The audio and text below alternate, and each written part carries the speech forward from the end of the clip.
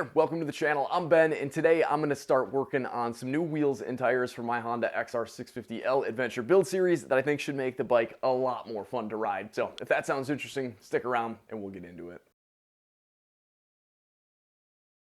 So back when I purchased the Honda XR650L last season, it came with these wheels and tires, and the tires are pretty much shot, which is totally fine with me because I've actually got a set that I intended to stick on the bike from the get-go before Rocky Mountain offered me the Tusk Waypoint tires, which work just fine. But I think these much knobbier tires should be a lot more fun off-road and is really sort of the look that I was going for with this build. But because this set of rims has obviously been on the road for some amount of time and I really have no idea how long, I decided that I should replace the bearings in them. So I asked Rocky Mountain ATV to send me their bearing remover as well as their bearing race and seal driver, as well as of course some new bearings and seals from Tusk, and a primary drive 48-tooth sprocket, which with my 14-tooth front sprocket on the XR should be just a riot to ride, especially off-road. I'm not quite sure how it's going to handle on the road, and I probably won't want to spend too much time on the highway, but we'll probably give it a shot anyhow, just to see. And of course, I'm just a content creator, not a mechanic or anything, so I really didn't know what I was getting myself into with this project.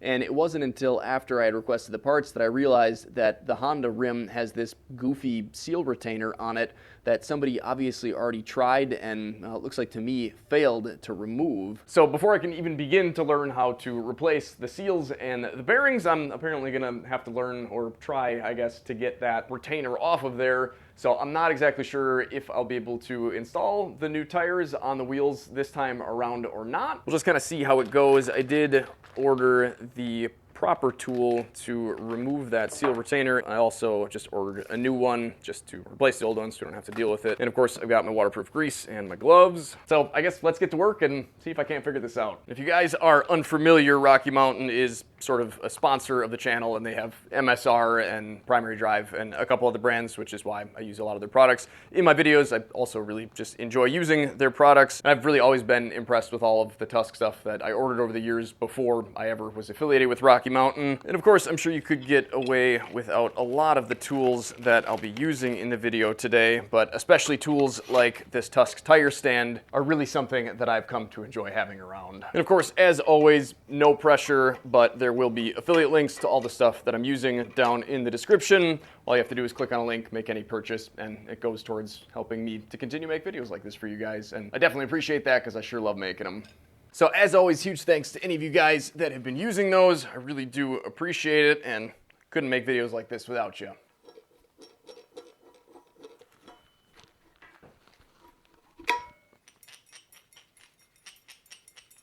Sprocket actually doesn't look like it's in all that rough a shape. Of course, it's hard to tell whether it's a replacement or the original, and I don't really care what kind of condition the bearings are actually in. They look like they're pretty rusty, so I think it's just wise to replace them. I just really hope that we can get that off. Otherwise, I think my only other option is going to be to drill some new holes, hopefully in the correct location that I can get that tool in them. But I guess we'll give this a shot first just to see if it seems like it would work. I definitely don't want to mess the tool up. Those are pretty darn short, and I think are probably not going to reach far enough in there. I guess we'll see what happens.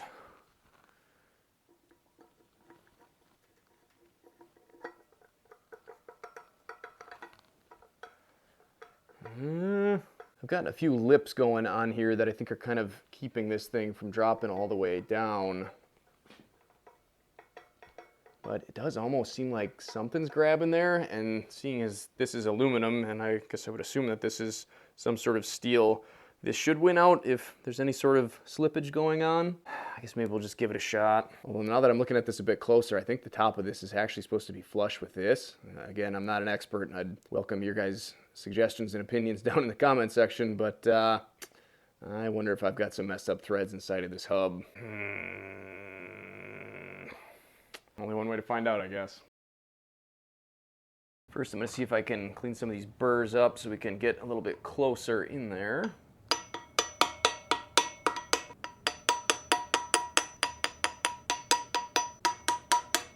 I'm going to give this a few wraps just to kind of loosen things up in there, hopefully.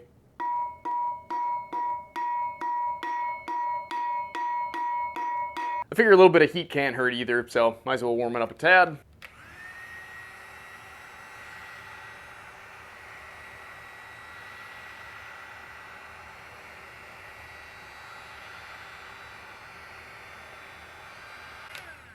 I'm gonna give that just a few more taps, just in case it helps.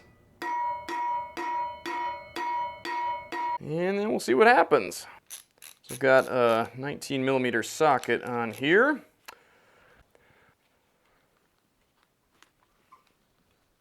Oh, well, look at that. Although, I don't know what those threads are gonna look like. Either way, though, this is certainly a step in the right direction.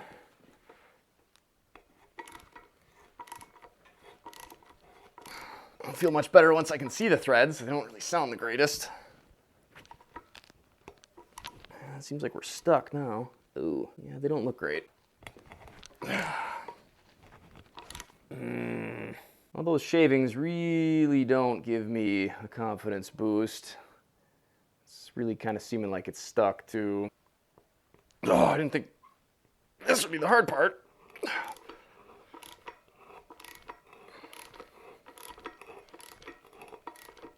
Oh, that does not sound pretty. So many shavings. Oh, that does not look good.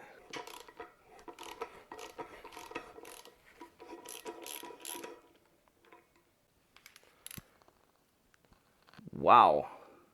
That is nasty looking in there. Threads on the inside actually don't look all that bad. I'm definitely glad I've got a new one of these because the threads on here I don't think are supposed to be flat like that. It sure is a nasty looking mess. But hey, we got it out, so hopefully it's smooth sailing after this.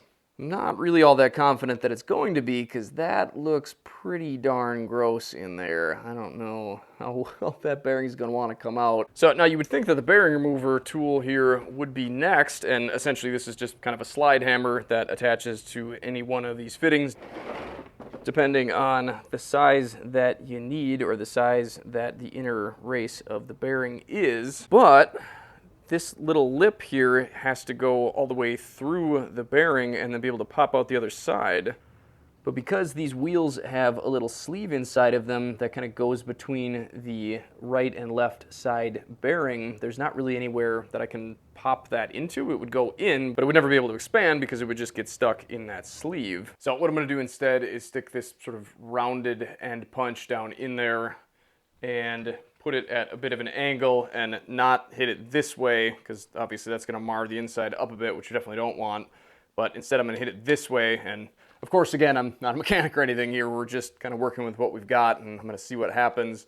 But by hitting it this way, I'm hoping that I don't put too much of a dent on the inside of that, but I definitely need to get that thing out of the way. So we'll give this a shot and see what happens. Now you can see that's pretty clearly off to the side there, which is kind of why we've got the little crescent moon going there. So we'll get this flipped over so we can push that out.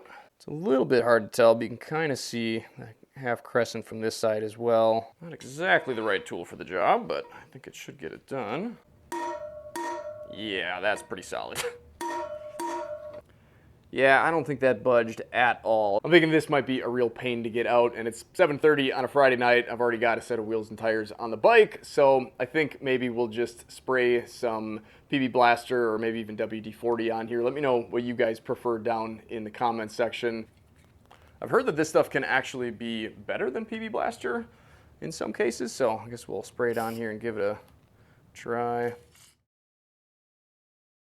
So I actually ended up letting this sit for a week or two now, which probably wasn't such a bad thing. I just got busy with some other projects. So I'm going to flip this over now and see if that WD-40 did me any good. You guys gave me a lot of good suggestions for different combinations of fluids or penetrating oils that you've had good luck with. And I actually looked it up, and it's, I think, the Project Farm video that I was referencing, and I can put a link for that. WD-40 ended up being slightly better in his testing, so kind of interesting. I guess we'll see what happens with my little test here.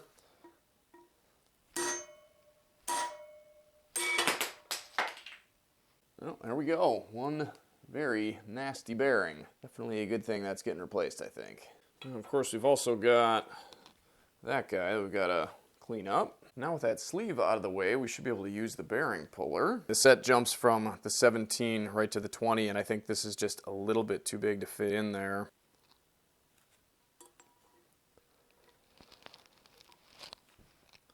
The 17 sure seems like it's going to be way too big, but I guess we can twist this down and see what happens. I don't think it's supposed to be quite that loose, but that might work. Guess we'll twist the slide hammer on here and see what happens. What do you think? Is it going to work? Oh, that might be a problem.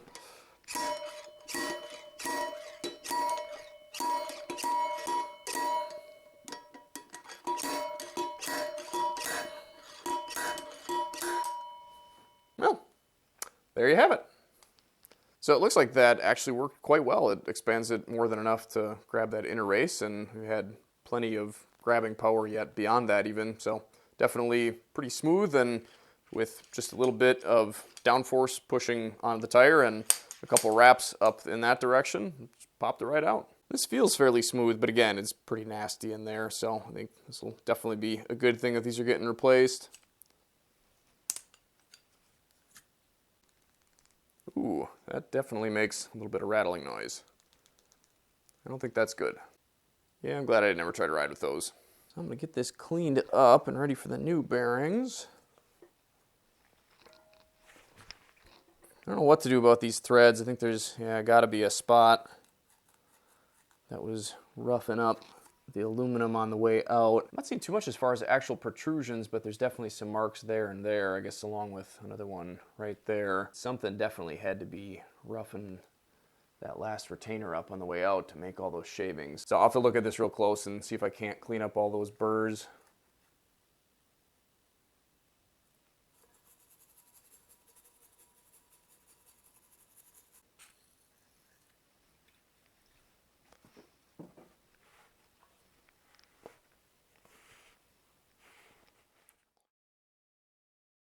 So even after the brushing, it looks like there's still a bit of aluminum kind of stuck in the threads there. So what I'm going to do is use this pick to sort of chase around the threads from top to bottom. I'm hoping that will clear that all out, and then maybe I'll be able to kind of find where the burrs are a little bit easier and possibly just kind of pick them off or put them back where they belong. Yeah, there's definitely some rough spots there.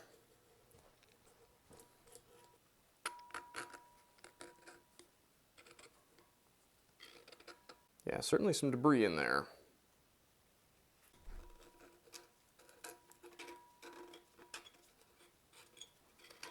Well, I've got the threads about as clean as I think I can get them with what I've got here on hand, and it doesn't seem like that's going to be enough. Because when I try to stick my new seal retainer in here,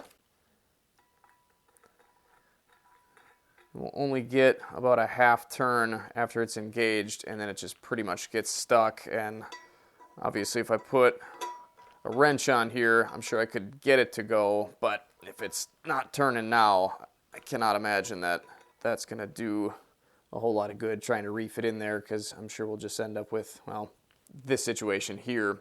And looking at the hub on the rim of the wheel that came stock on my XR, it's pretty apparent that this piece should have been flush with the top portion or the outer portion of the hub here. So I don't know if this maybe was just loosened up a little bit and left there, or if that's all the further they could get it to go back down. I guess I'm not 100% sure. But I'm a bit nervous that if I stick my new bearing in there and then try to thread this down in there, I won't be able to get this down flush with the top of this. And looking at the old one, it seems as though maybe I'm missing something on the inside of here, so I guess maybe I've got to order another part anyway. I suppose really the right thing to do would be to find whatever thread chase I would need to go in and basically clean up these threads the right way. So I guess maybe I'll see if I can't find a tool to fix that and maybe get the correct seal so I can replace that one and not have to reuse the old one. I suppose in the meantime we can get to work on the other one. It would appear as though this side also has a bit of a seal retainer on it, just slightly different style. Hopefully one that'll give us a bit less trouble.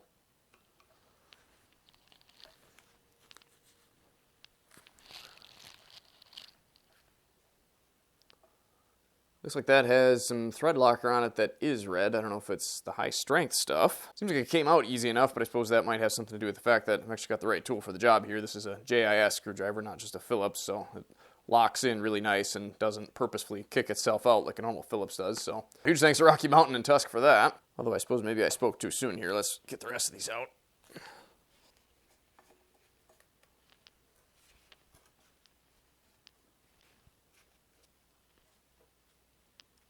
Does this come off now? Oh yeah.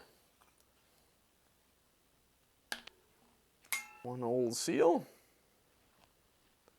Ooh, and one stuck bearing.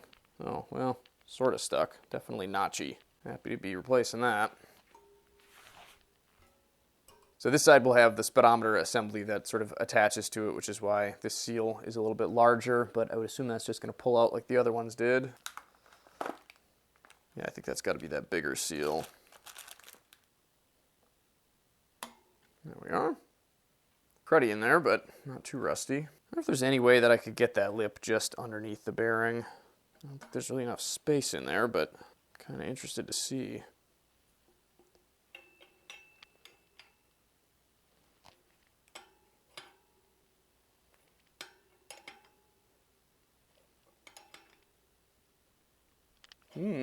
Yeah, I don't know if this is an excellent idea, but I think maybe it's worth a shot.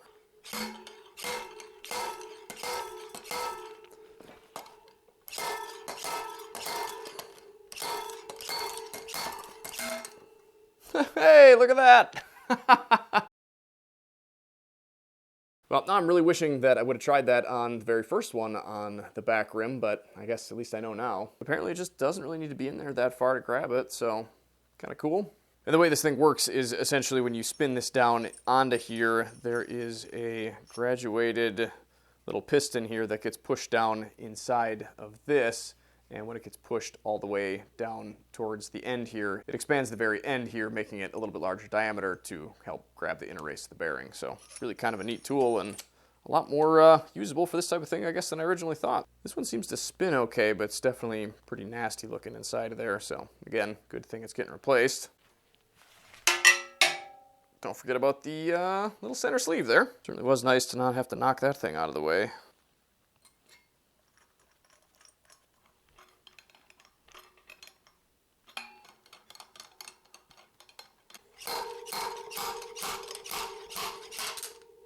Not too bad. I'm interested to see if the Tusk ones are capped on both sides. I'm not sure why Honda doesn't use ones that are, especially on a dual sport. You'd think you would anticipate some amount of moisture getting in there. It definitely kind of makes a bit of a mess of the grease that's in there, but this one actually, now that it's broke loose, doesn't seem half bad. But either way, I think still going to make me feel better to have new ones in here. We'll get this all cleaned up, grease the new ones up, and get them put in here.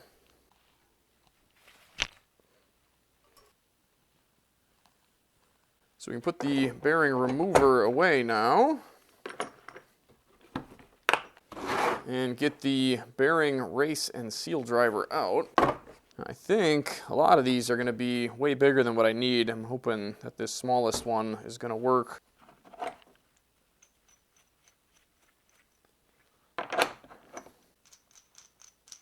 I believe this is rather self-explanatory. I'm assuming you can use either side if you need to. Obviously this is graduated though, so if you have to fit down in a hole, that's not going to work so great. So I'm a little bit nervous that this might not work for all of them, but I think this should work for at least a couple of the bearings and seals.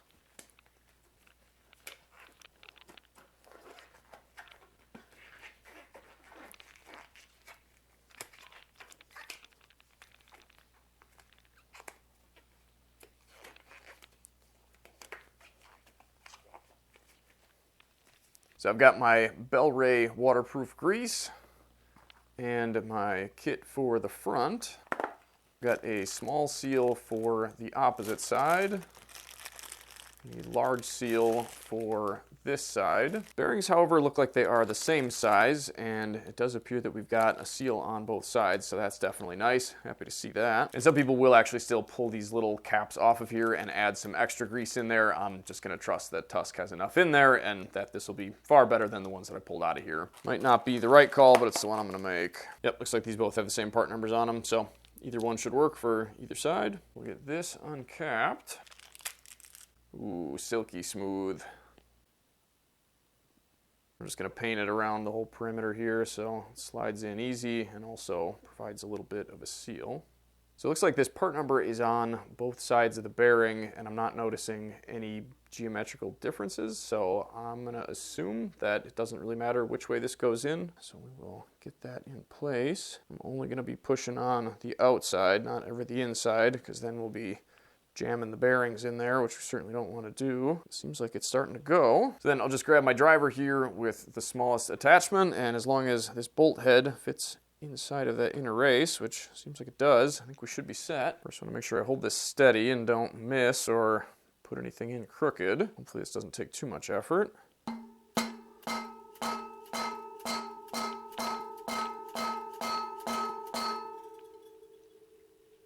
I'm probably getting a lot of bounce out of this whole thing.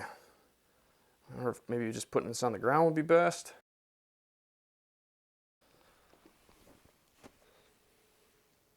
Even just using a metal hammer might speed things up a bit, but I'd rather do things a little slow and not mess anything up. Oh yeah, that was much better. I think we're going a lot quicker now. I suppose I really could have frozen the bearing and heated up the outer side. I suppose I could do that with the other one. Maybe I'll go stick that in the freezer. This might make things go a little bit faster too. Let's give it a try. Oh yeah.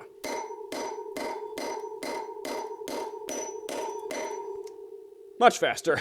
I suppose when you don't absorb half of the impact that you're providing, it makes it go a little quicker. So now what do we need? Centerpiece. Careful not to get that on my brake rotor, but put just a little bit on there so that doesn't get stuck to the inside, or the opposite side, I guess, the bearing. Drop that in. I suppose I want it on both sides. There we go.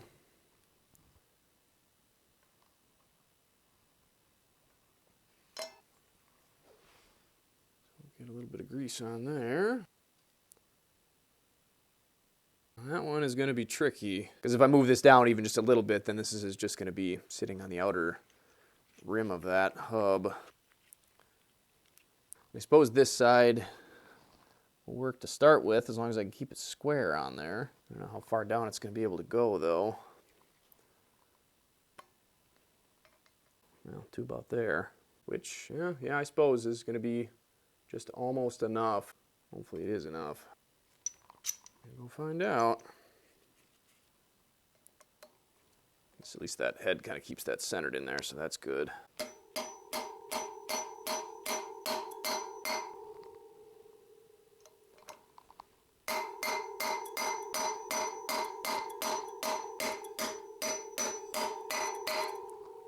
don't know if we're all the way in, but I think we're bottomed out on the top anyway. You know what? I'm actually not 100% sure that is bottomed out. I don't think it is. No, it's not. There's a little bit of a gap between the largest diameter of this and the hub here. So I guess we're good. Proved to be a helpful little tool. Now for the seals. So this side, the small one. I believe that side is going to be the inside. The side with the numbers on it, I think, should be on the outside, according to the ones that I pulled out of here. Seems like that should fit. We'll get a little bit of grease on that as well. Oops, I don't really want any on that side, though. I'll have to clean that off. Put a little bit on the inside, though. Put just a bit on that inner race. Seals it off a bit.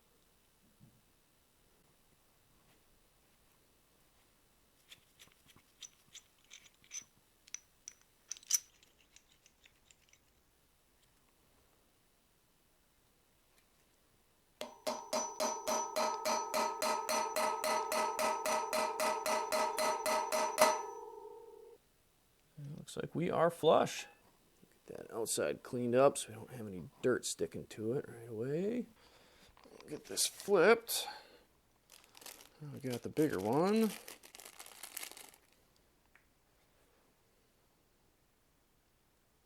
That one's kind of got a similar thing going on, a little bit of a valley on that side with a spring actually to sort of keep the inner side tight. The top side just has some numbers on it. This looks like it's maybe going to be a little bit too small, so we'll grab a bigger one. How about the 50 millimeter? Let's give that one a try. That looks a bit better.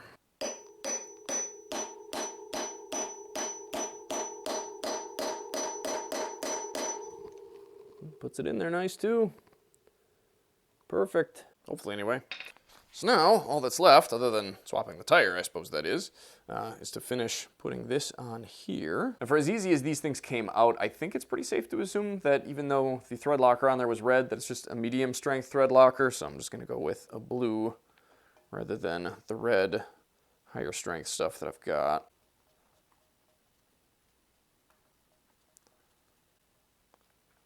You know, now that I think of it, I don't really know if this needed to come off. I guess now we know what's in there, but it seems like everything else is pretty accessible even with this in place. Either way though, this should be more or less roadworthy, at least as far as the bearings and seals go. I will still, of course, put a little bit more grease on the inner side of the seal just to sort of seal off the axle, but I'll just wait to do that until I'm ready to install it on the bike. But I'm pretty pleased with how that went. All the tools really worked pretty darn well. Obviously, knowing how to use them a little better would make them work a little bit better, but I would say really not too bad of a job and something that I'm glad I've got under my belt. Now I've just got to figure out what I'm going to do with that back rim.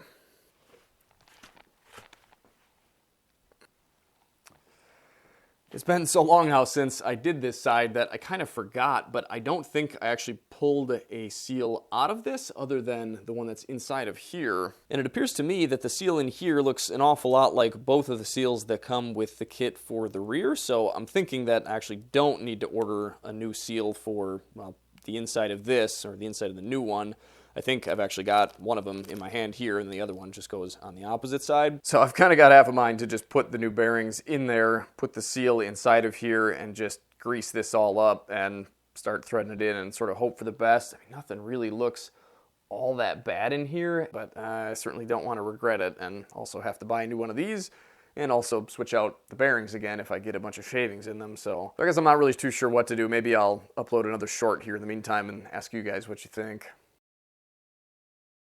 So it's now been, well, more than a month, I think, and I had some good suggestions from you guys. A couple people said that I should cut notches, sort of the short way on this thing to basically turn it into somewhat of a tap, and I think that would definitely work, except for the fact that this is already pretty well destroyed, and a lot of the threads are pretty much flattened, and I think that's probably what would happen if I went to stick the new one in.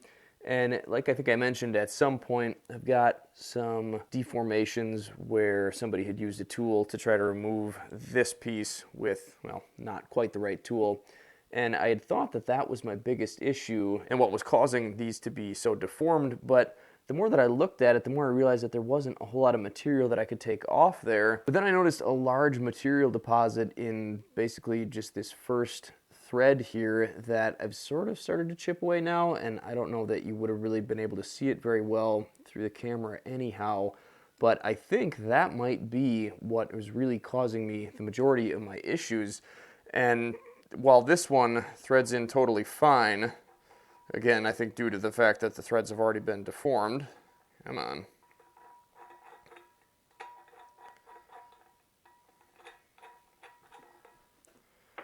This other one, the new one, won't hardly turn in at all. It kind of gets locked up. And I did push it just a little bit to see where it was messing it up, and it is just that first thread. So I'm wondering if maybe I get this cleaned out, if the rest of it really won't be an issue at all, and if that's my main problem. So I'm going to try to chip away at that just a little bit more. So I'm just going to be using what is basically a 90-degree scratch awl with a fairly sharp point on it. I'm just sort of going to drag that through the thread. Yeah, there's definitely some material in there that I don't think is supposed to be.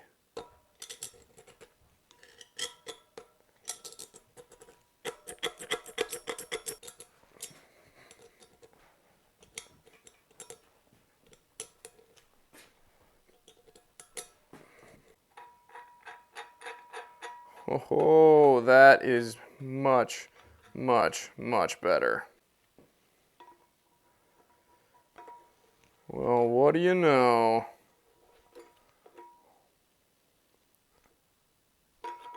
All that time hemming and hawing, and that is an absolutely perfect fit now. Just needed to do a little bit of scraping. I'm just so happy right now.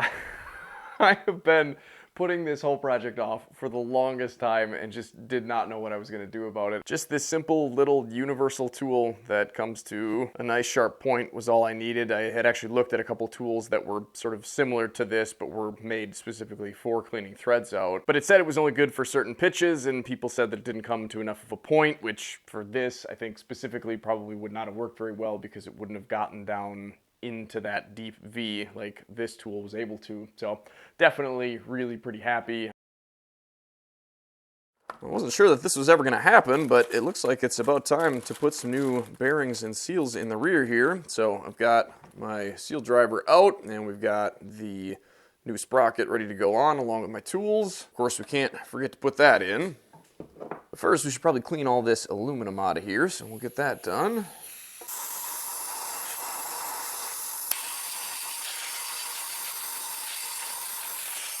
And then again, so I don't put any extra stress on the spokes, and put the hub directly on the ground, or I guess on a t-shirt on top of my Rocky Mountain rug here. I'm going to grab the larger bearing out of here, which is that part number right there.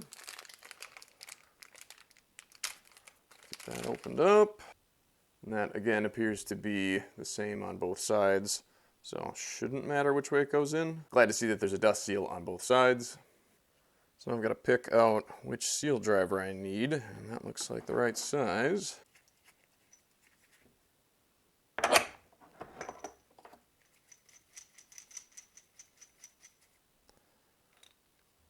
Seems like that ought to do. Of course, we've got to get this greased up. We'll drop that in and tap it into place.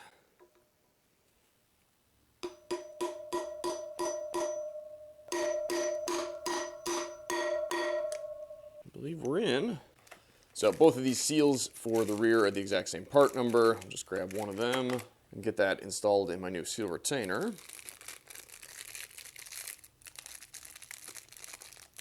Put just a touch of grease on that. And since this would normally be installed in this orientation with the lettering outside and the sort of trough to the inside, we'll also want to install that in here in sort of the same manner. So when this gets installed, it would be oriented basically the same as an exterior mounted seal would be. Hopefully that'll just push in there. So I don't know if you'll be able to see this, but I can't quite get this thing to sit flush all the way around, and I looked at the old one and it does seem like it is actually recessed into here a little bit. We'll just kind of follow suit. I'm gonna very gingerly use this to try to drive just the outside of the seal. Feel free to correct me if I'm wrong, but it seems like this would not be the way that you'd want to drive the seal in, but I think as long as I'm on that outer diameter and I take it easy, I'm hoping that it should be all right.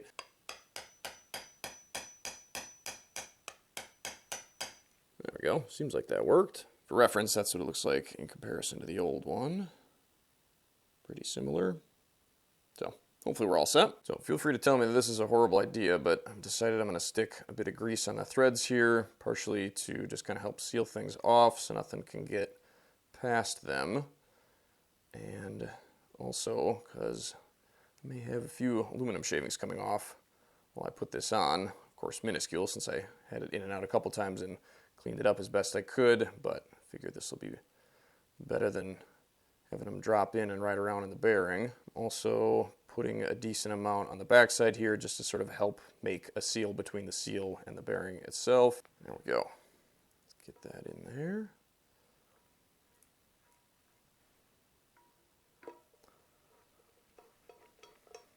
What do I have this for? That's what we want.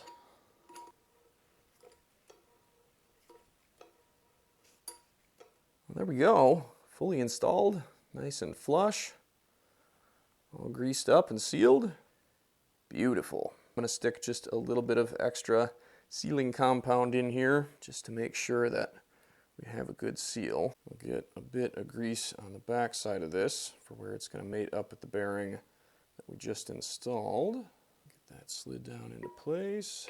So we should also put some on this side. And grab the last bearing out of here.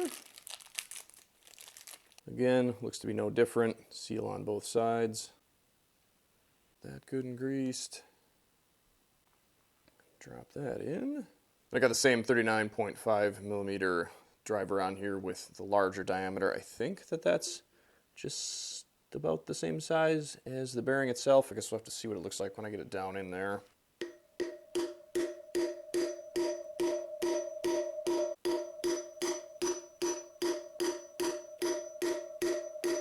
Seems like that does fit in there nice, so that's good. I believe we're bottomed out. And finally, our last dust seal here.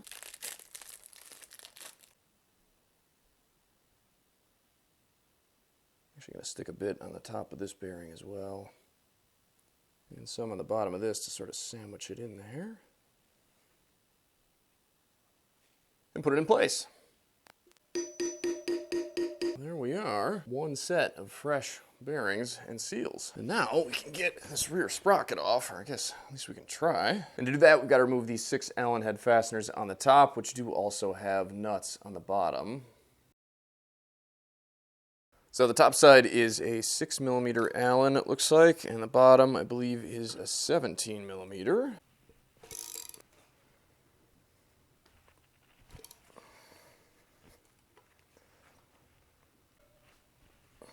So yeah, cracking them all loose with the wrench seems to be the way to go. It looks like there is a washer and then a nut and I believe some blue thread locker on here. So we'll want to make sure we replace all of that.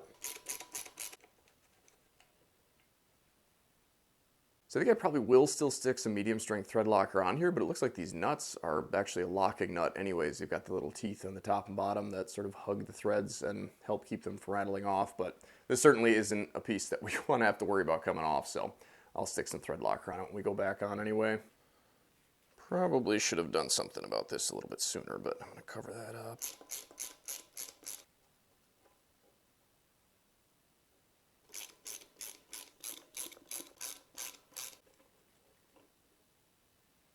So now that should come off. There we go. And this was the top side, which has a little bit of a recess for the heads of the fasteners. Back side is just flat. So I want to do the same thing with the new one, which appears to have 2 different hole patterns going around it. We've got the same style recess that we just looked at on the old one, which will be the one that we're going to want to use. And then there's also this sort of graduated recess for a different style fastener that we don't have. And it looks like they should line up, so let's get this thing installed. But first, I suppose we can take a look at the actual difference. Definitely going to have a little bit more grunt from the backside of this, being that it's a little bit bigger. And you can think of it similar to like a mountain bike when you go to a lower gear on a mountain bike for easier pedaling for climbing up hills and that sort of thing. So you can kind of get some more power down without having to put in a whole lot of extra effort. Then you go to the sort of taller, larger sprocket, which is essentially what we'll be doing here.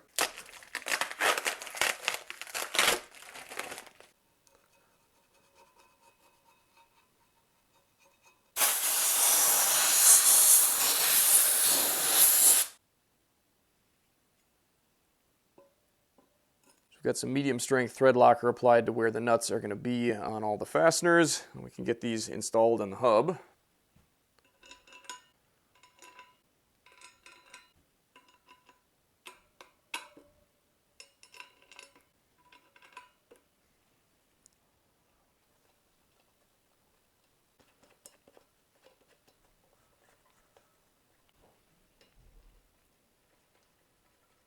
So I put these all on in a circle, but when I actually go to tighten them down, I'm going to want to do, I suppose, just kind of like a star pattern like you would with lug nuts, just so one side doesn't get cranked down more than the other, and that should hopefully kind of help center this. There's not a ton of play, but there is some, so I think doing them in that crisscross star pattern should hopefully kind of help sync that up and put it where it needs to be.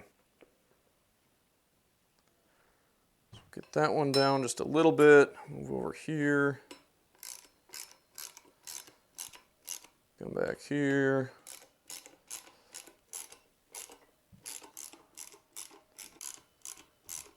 And then I'll just continue that same pattern as I tighten them down the rest of the way. Well, there we go. That is looking much, much nicer than when I started. The only thing that I've noticed here is that since I put that center sleeve in from the opposite side, it looks like it didn't quite end up perfectly lined up with the inner bearing race. So I'm going to see if I can't stick something down in there and straighten that out quick. So I'm going to stick this down in there and make sure that I'm not pounding on the bearing in any way. Well, there we are. Not absolutely perfect, but I should be able to get the axle bolt in there, and that should sort of center things up when I go to put it on the bike. Also decided that I'm going to make a little paint mark here, and that way I'll be able to just quick spot check while I'm out on a ride or just even in the garage that this seal retainer hasn't moved at all. Again, I'm not 100% sure that putting that grease in there was really the right decision. I actually had somebody mention that I should put a medium strength thread locker on those threads, which to me, as kind of hard as it is to get this piece in and out, it seems like that maybe wouldn't be a great idea. Even with the right tool, it was kind of giving me problems. So again, I'm not a mechanic. I don't know for certain. Definitely consult a professional, but at least with this mark here, I'll be able to know whether or not this is staying in place or trying to walk out at all on me. So there we go. I would say all in all, not really all that awful of a job. Definitely a little bit time consuming, and of course I wasn't exactly sure what I was doing, so some of that took up some time. I think you definitely could do this job without the specialty tools, but at the same time it was super nice to have the exact size that I needed for all the different seals and bearings that I put in. This thing I really wish that I would have used right off of the get-go. Again, like I said, I'm not 100% sure you're supposed to be shoving these down, cranking them into the inner sleeves, even if there is that sleeve right down below the bearing. Again, I'm not an expert, I'm not a mechanic, so I can't say for sure, but it sure seems like when I went to do that the second time around, it worked just fine. I would definitely suggest consulting a real professional and not just doing what you saw somebody on YouTube do. Either way, the slide hammer definitely beats trying to hammer on it with an actual hammer. And really, I could see both of these kits coming in handy in the future for other projects. As far as this guy goes, I would definitely not recommend trying to do this job without one of these. I'm sure you could try to fashion your own tool and make it work, and if you've got the means and the ability to do that, I would say obviously go for it, but at the same time, it really seems like this is the way to go rather than trying to chisel it out with something that's not the proper tool, since obviously that caused some rather annoying issues with the last seal retainer and caused me to have to buy a new one. So of course, no pressure at all, but if you guys are interested in picking up any of the stuff you saw me using today, I'll have affiliate links for it all down in the description and the top pinned comment. It doesn't cost you guys anything extra, but it's literally, quite literally, one of the major reasons that I'm able to do this and make content like this for you guys. So huge thanks to you guys that have been using those affiliate links. Huge thanks to my channel members. Next time we are working on this build, or at least on these spare wheels, we'll be removing the old set of tires and installing some new ones. So if you guys want to make sure you catch that video, don't be afraid to hit that subscribe button. Thanks for watching. Take care. Stay safe. Stay swanky. Get out there and enjoy this beautiful world God created any chance you get. And hey, if you can't do that right now, here's some more videos to check out in the meantime. Catch you guys in the next one.